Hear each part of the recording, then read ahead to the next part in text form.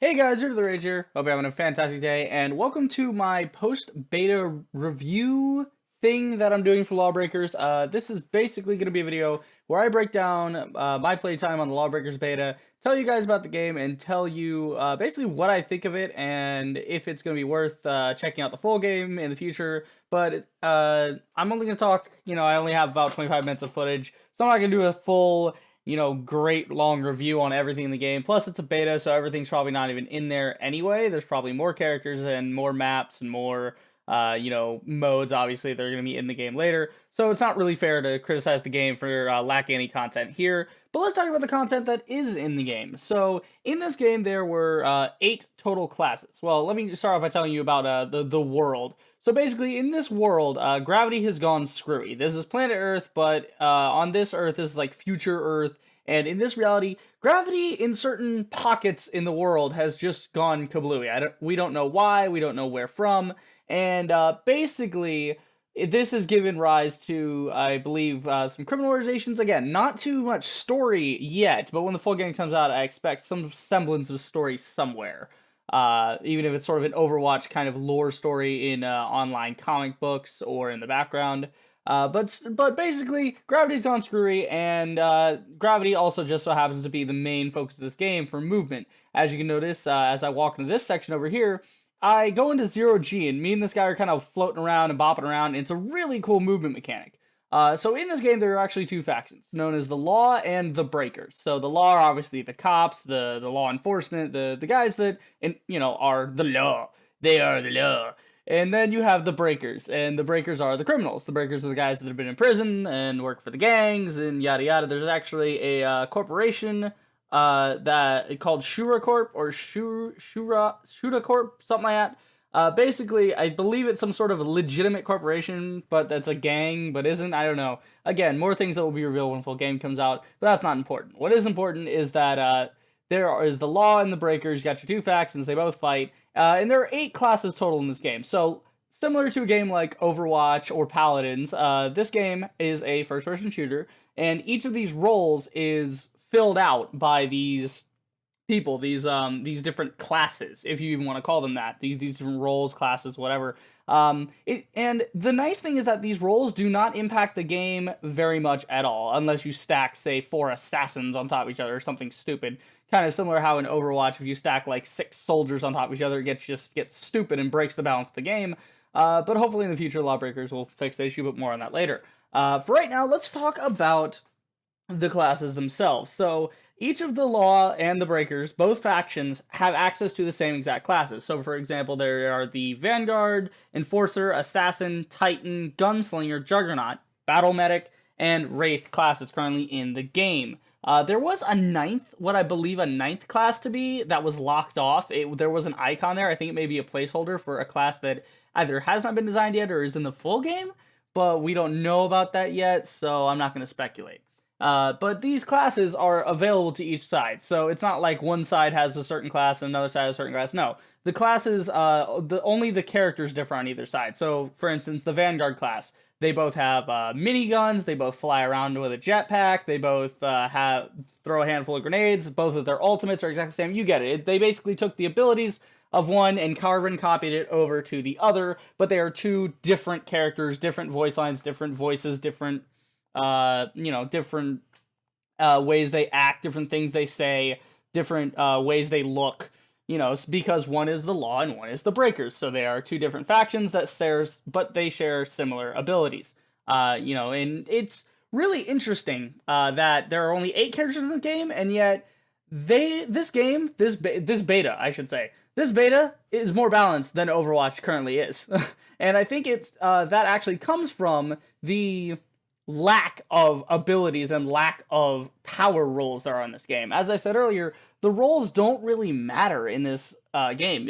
Vanguards, Enforcers, Assassins, these things really don't mean much. They only serve as a sort of moniker for the game's characters to have. They serve as this sort of thing to tell people, okay, this is the type of character, right? It's sort of like a title, more or less, than anything else.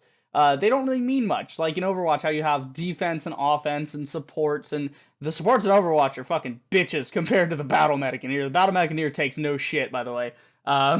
But the classes in here, you can 1v1 or even sometimes 2v1 with any class you want, and you will still win the gunfight, you know? It's all about skill, knowing your abilities, knowing the map, knowing how to move, fast-paced in 0G, and that's all that matters. They didn't put any emphasis on, you know, balance of, oh, this guy counters this guy. There's no rock, paper, scissors gameplay here. Now, are there characters that excel in other areas? Yes. Yes, there are. But there are, you know, there's no class that really feels shitty, except to me, the gunslinger seemed to be the most useless in the entire one. The only redeeming factor with him was, I think, his alpha gun. He had two guns, alpha and omega. One was a machine pistol that would fire out, you know, little energy bolts in bursts, and the other one was like this McCree style 6-shooter. It literally had 6 bullets, and you would charge shot somebody with it, and it would do a lot of damage. But again, this guy was all based on accuracy. I think that about the alpha gun, the first one, the machine pistol thing that fired in burst, that and his ultimate were about the only redeeming qualities. Because his ultimate, he just sprays bullets like fucking nobody's business, and he can just melt people. And that's about the only thing good about that class. I didn't like it. I didn't see a lot of people using it. I saw a lot of people using Assassin and Vanguard, and pretty much literally every other class except for Gunslinger. And I don't want them to buff Gunslinger just for the sake of having him in there. I want to, maybe they could rework him, maybe give him a different, instead of having Alpha and Omega be 2 different guns, you could just have them both be burst guns, because the bursts seem better than the single shot anyway. But yeah, that's about the only problem I had with the classes, was the usage of, you know, the Gunslinger. I found a groove with every class. I found this sort of play style with each of them that seemed to work.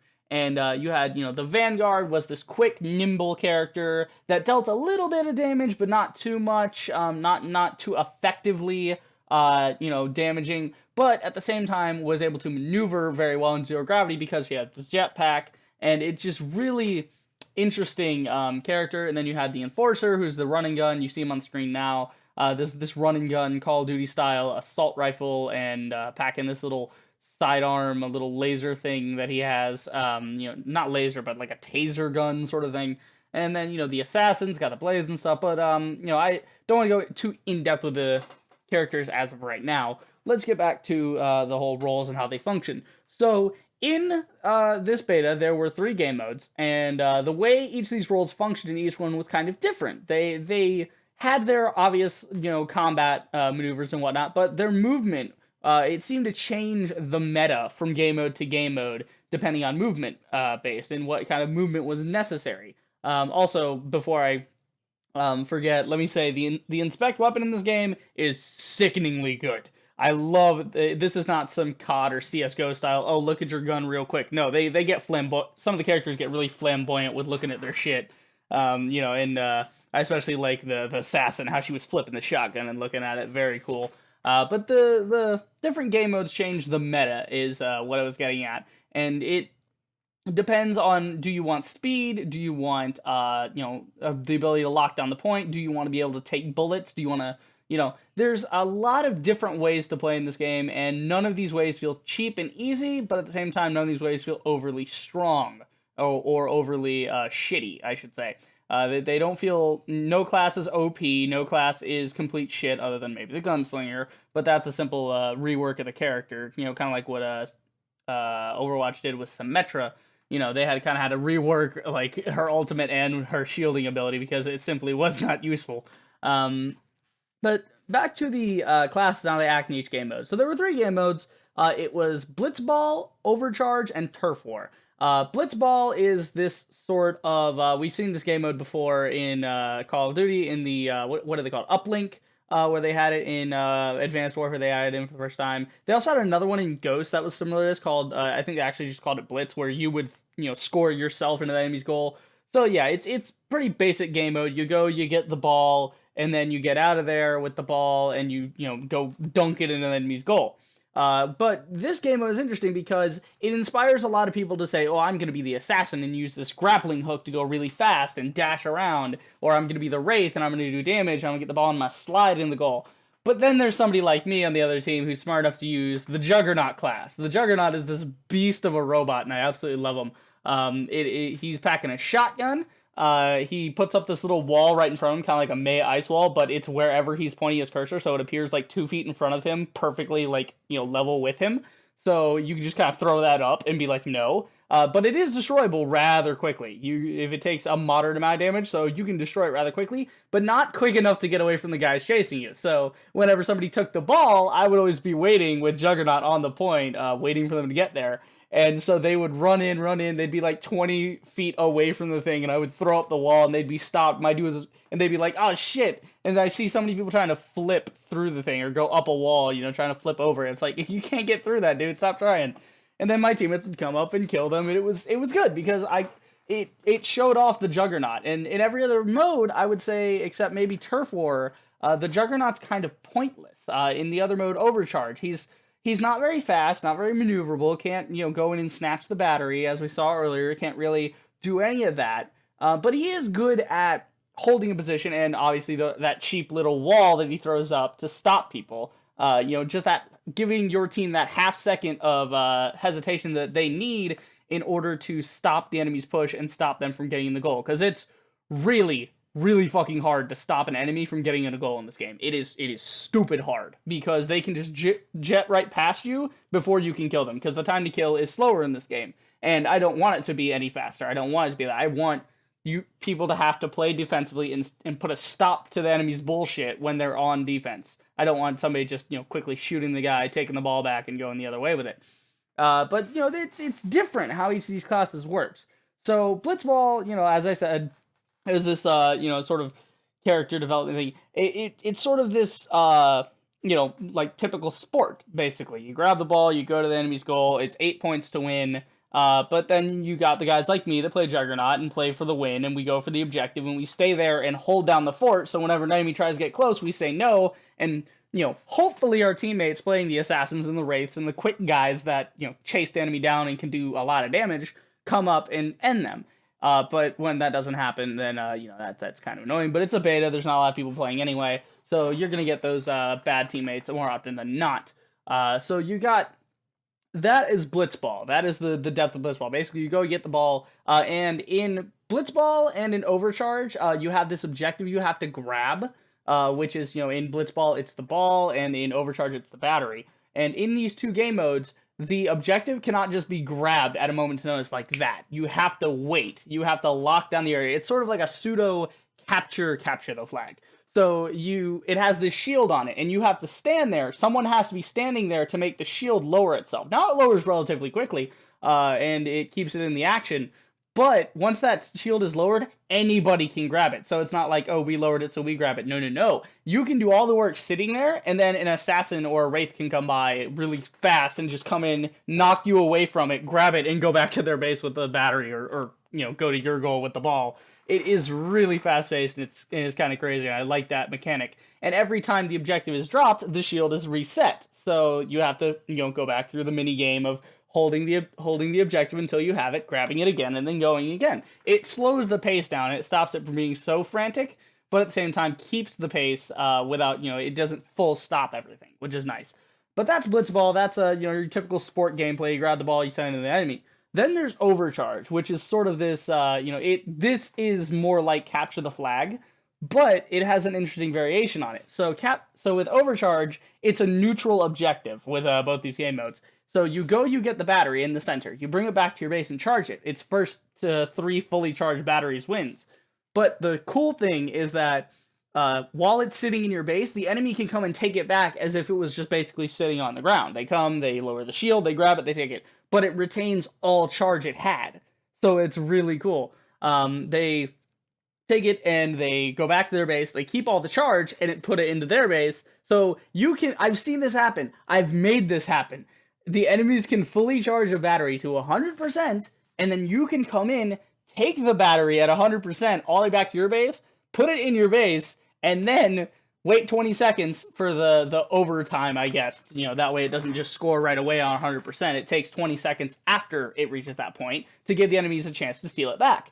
But then you put it in your base, then boom, they just did all the work for you, and all you had to do was break the hill one time and just push them away from it and take it.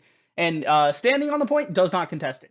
You cannot contest an enemy from taking your battery. It will not happen. You have to knock them away out of the circle for grabbing the battery, or you have to kill them and get them away from it. And then the shield will slowly rebuild itself over time. But you cannot stop it, which I really like, because it means that an assassin or a wraith can be 1v4 on your entire team, destroying ass and just kind of bouncing around on the objective and lower it. And by the time you get them killed, then their buddy comes in, grabs it, and runs away. And it's like, wait, where? You're in the middle of a fight and it's gone. The battery's just gone. So you have to go chase it down. And it's really fun, really fast-paced, and I like it. But, another basic kind of CTF style thing. And then we go to Turf War, which I found to be the weakest of the 3 game modes. It was it was team heavy, I'd have to say. It was very important. You're seeing it on the screen now. It was very important to have your team together for this one. If you didn't have your team together, and your guys weren't capping multiple objectives at the same time, you didn't have at least one guy at your flag capping, then he runs quickly over to the objective in the center here, and starts attacking, then you're gonna lose, because it's first to 16, and you can get shut out, and you can fail, and it sucks when your team does not cooperate and doesn't do what they're supposed to be doing. But it also sucks when you're failing to do what you're supposed to be doing. But it's also a very confusing game mode for a lot of people. They're used to sort of the typical domination, and this is sort of a twist on that. It's like, okay, you have to cap it, but all 3 of these are capturable at the same time, so it's sort of like a capture the area thing, and once it's captured, it's locked, so you can't capture it again. So I capture C, then I go to B, then I capture B, then I go to A, then I capture A, and then the round ends. And so after that round, it gives it 15 seconds, I think it is, and then it reopens the zones to be captured again. First to 16 wins. And it seems rather simple when I explain it to you like that, but my first game, I hated this. If you go back on stream and you look at my stream of it, I was salty at this game mode, because I didn't understand it, and I was getting mad because it's like, why is this so stupid? Why is it like this? But once you understand how to play it properly, I've actually seen somebody in game reach this revelation. They were like, oh man, this is weird. How do you do this? And it's just like, oh wait, no, yeah, no, I get it. Now this is cool. And it's like, wait, I like this game mode now. And once you understand it, you stop hating on the game mode, and you realize, wait, this is fair and balanced. You just have to do it right. It's not sort of a get good mentality. It's not some Dark Souls bullshit. It's just, you need to know the objective and go after the objective. It's very simple. And I think it is going to be a solid mode, but I still expect to see the standard modes of Domination, TDM, Deathmatch, and I hope that they really do have TDM and Deathmatch, as to keep all the people away who don't want to play the objective. That's kind of standard in an FPS multiplayer game. You need that so all the guys can go off on their fucking own, go slay and kill and have fun, and that's fine from time to time for me, but I just don't want people in my game mode not playing the game correctly and just trying to murder people. Now, there were very, very few flaws with this game that I saw. The balance was polished as hell. And this game, to my knowledge, has only been worked on for 3 years by a team of about 30 people. So for that to be a thing, for this to be, I can say this wholeheartedly, this game is more polished, more fun, faster paced, and the characters just feel better and more solid, and everything. The hit detection's just good compared to something like Blizzard's Overwatch, which I played, is, kind of the same thing, except not really, but you have high health, you have a survivability, I guess you could qualify this as a hero shooter, because you have people that have several different abilities, and they all have high health pools, and there's an objective, yada yada, so on and so forth. But it amazes me that such a small company that is just starting out could do something like this, make it this solid, and they're not even going to charge $60 for this. They're not even doing a full price tag. Now, will that come back to bite us in the future in the form of microtransactions or something for the in-game loot boxes? I don't know. But yes, there are, I kind of passingly mentioned it there, but yes, there are loot boxes in this game. They're called stash drops. In each of them, you'll get 4 items. You get one of these every time you level up, and there will probably be daily challenges or weekly challenges to get more of them. And you get duplicates, and every duplicate you get gives you 10 gold, and the stuff is moderately priced. It's all cosmetic stuff, and there's not a lot in the game. So the tier 2 stuff costs 200, the tier 3 stuff costs 400, and so on and so forth. So the really high end stuff costs 1600. but you know, you don't have to save for that. And the more stuff taken out of the pool, the less duplicates. I'll do a whole video on that. But for what this game is and for what they're claiming for the price, now we don't know if they're going to follow through with that. I would assume that they wouldn't. Seems how, or not they wouldn't not follow through, but they would stick to their guns and say, yes, we're going to charge $30, $40. You know, if this game came out for like $20, oh my god. Now, could that lead to maybe DLC, season pass stuff in the future to make up for the losses? I don't know. It is a relatively small company. They don't have that many people to pay for this work. And that being the case, they don't have corporate breathing down their neck saying, you guys will make the changes. We want to make money. You know, they don't have corporate commander going, yeah, make me money. It's like, no, fuck off. There's nobody, to my knowledge, there's nobody backing this game. They're doing this all completely on their own. I don't think it was Kickstarted. I don't think it was like crowdfunded, but I do believe that it was actually, these guys are their own company. I don't think they have a big publisher or anything. They're just putting their game on Steam and they're letting it out there. And I like that. I like that they're, you know, coming up with this product that is polished, balanced, shows care. The devs give a shit. I mean, I've been all over the Facebook page. Anytime someone has a comment on something, I mean, they respond immediately, and if it's genuine feedback, they're wholeheartedly interested. I said, you know, one of my first complaints in the game was that Gunslinger and Enforcer, you know, Enforcer at the time I hadn't really worked through, but I like him now. But Gunslinger and Enforcer didn't feel right to me. Enforcer didn't feel like he was speedy enough, you know, to catch up with everybody else. He was a little too two-dimensional with his running. He couldn't really move around in the zero-G stuff. And then Gunslinger was, you know, and Gunslinger was obviously, I told him the hitting and the shooting and, you know, would lead to get good. And it just is great to see that they had feedback for that. And they wanted that feedback.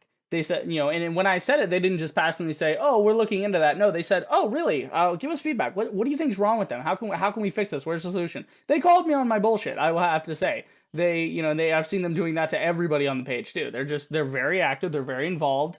I would say more so than Overwatch or any of these other guys who have had betas out, who have, you know, talked about this or that, you know, and like, oh yeah, we want feedback, but they always say, oh, we're working on it. No, these guys tell you what's going on, you know, and they actually patched the game for the first time. They actually patched the beta. They said, you know, and they basically, something was OP of like somebody picking up the ball and Blitzball gets all of their health back so they could win a fight and barely have any HP. And then when they pick the ball up, they get all their HP back and they're ready to roll. They stopped that. They said, no, wait, that's a broken thing. That's not fair to the people that, you know, knocked the shit out of them. And this guy's just ready to go again, and you almost killed this guy, and then you didn't. I don't know, it's a very crazy game. It's fast-paced, it's fun as hell. I can't wait to do a full review on this game, or at least a full breakdown, and not really a review, more of a breakdown. And I want to do more of that in the future for games. You know, kind of, sort of sit down after I play a game fully and know about it, and, you know, have put, you know, several, you know, a couple dozen hours into it and could say, yeah, I know this game inside and out, and this game is shit, or this game is great, and, you know, so, yeah, basically a review. But, you know, not so much of a strict review, just sort of like this right now where I'm talking to you guys.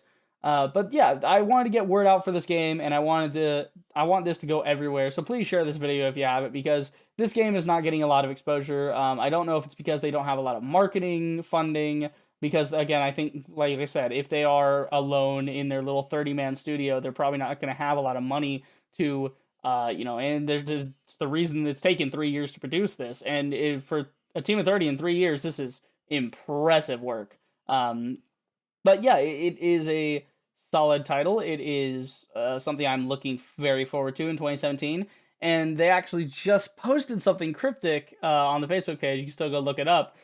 They just posted a picture of the game, and not the game's like case or anything, but the game's characters fighting each other, and it had a date on it that said May 22nd, 2017, and it said gravity defying combat. It's like, ooh, what is this? Are we doing something on the 22nd? Because tomorrow is the end. Well, as of when I'm recording this, the 21st will be the end of the beta. So the 22nd being something could be interesting. They might just come out of the blue and say, hey, we listened to your feedback, we fixed the game, but a lot of people said it was balanced, so we didn't change anything. Here's the game. You know, it's ready to buy on Steam. That would be incredible. Well, not really incredible for me because I'm broke as shit, and I can't afford nothing right now. But yeah, that is it for this video. I hope you guys enjoyed. If you did, then, you know, leave comments. Tell me what you think of the game. Tell me if you're excited for this game. I surely am. I'm going to be playing so much of this when it comes out. Right alongside Quake Champions too. Really excited for that game. and it feels really solid. I like this title. But yeah, if you agree, if you disagree, if you're like, oh, I really don't like this game is shit, this game's copying Overwatch, leave whatever comments below you want. And yeah, I think that is about it. I don't think there's anything else I left out. Talked about the game modes. There were several maps in here, actually. I'll mention that real quick. There were about 4 different maps, and I think out of them, Station was my favorite. Station and Grandview. Grandview is the one you're seeing now. But Station was the other one earlier where I was playing the assassin. I was kind of swooping around inside there. Promenade. Promenade was another one that was really, really good, and I liked it. Anyway, that's it for this video. I hope you guys enjoyed. If you did, then do the usual. Like, subscribe, check out my streams, and I will see you guys in the next video. Reap the Rager, signing off. And remember, don't break the law, or the law breaks you.